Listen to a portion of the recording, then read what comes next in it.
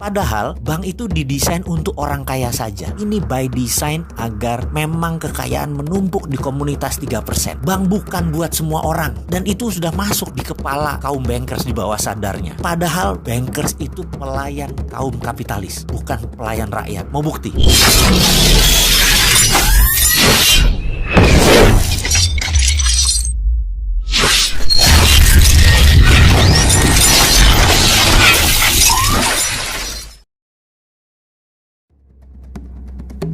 Dalam cerita video sebelum ini ada cerita tentang Hornet Nest di dunia intelijen, di mana sebelum ISIS diciptakanlah ideologi baru terlebih dahulu selama 6 tahun oleh 18 doktor ilmu agama. Dalam dunia ekonomi, sering kita seakan kaku kepala kita berhadapan dengan teori ekonomi yang ternyata tidak sejalan dengan aplikasinya dalam strategi bernegara. Apakah ada dualisme dalam ekonomi tersebut? Ekonomi kampus adalah ciptaan dalam tanda petik agar kalau dipraktekkan pada sebuah negara ilmu tersebut usut. Sementara yang negara adidaya lakukan itu bukan ekonomi yang diajarin di kampus. Jadi ilmu kampus ternyata ilmu ciptaan rekaan semata. Hornet Nest ekonomi ternyata ada. Ideologi ekonomi untuk menjebak itu ternyata ada. Batasan atau barrier to entry agar negara lain tidak bisa sekuat negara adik kuasa itu didesain agar negara pemenang perang yaitu Amerika dan negara Eropa Barat terus berkuasa. Mau bukti? Mana mata uang penguasa di dunia ini? 65% transaksi di dunia ini menggunakan US dollar,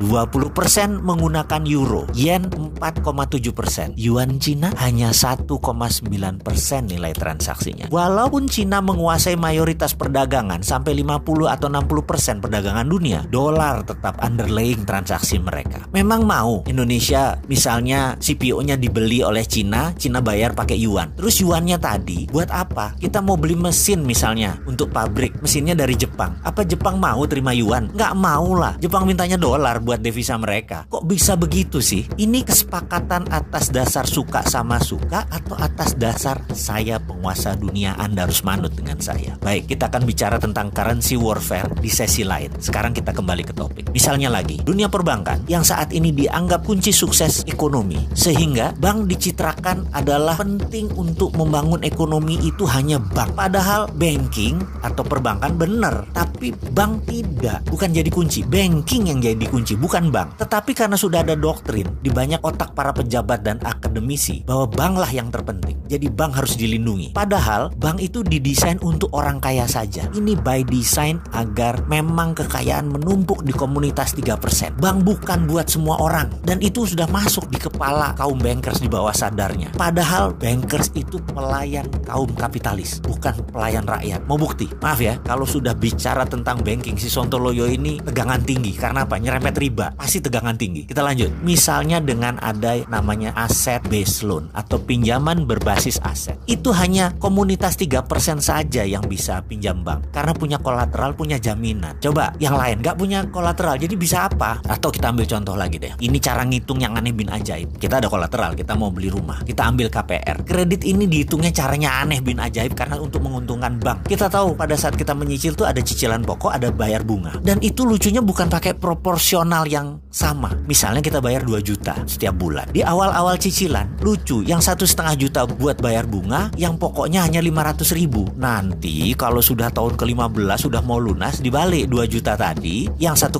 buat pokok, yang 500.000 baru bayar bunganya. Bunganya mengecil. Itu mereka ngambil bunga di depan. Itu rentenir banget. Ini gila dunia perbankan ini. Dan herannya itu dilindungi oleh pemerintah lagi. Hebat bener dah. Kesimpulannya, bank itu menyedot dana orang kebanyakan. Namun pembiayaannya hanya untuk orang kaya. Bagi saya, kalau ini didiamkan, ini namanya kita orang bodoh. Kapan kita bisa berdiri di atas kaki sendiri kalau kayak gini? Harusnya ada project based loan, pinjaman berbasis proyek. Tidak harus aset. Selama ada revenue, selama ada omset, selama ada profit, boleh dibiayai. Dunia perbankan harusnya dibuka lebar-lebar. Bukan dunia bank ya. Dunia perbankan harusnya dibuka lebar-lebar. Sehingga banking bisa dilakukan oleh non-bank. Banking 5.0 itu bukan oleh bank lagi yang mengerjakan. OVO, GoPay, Alipay sejenisnya lah.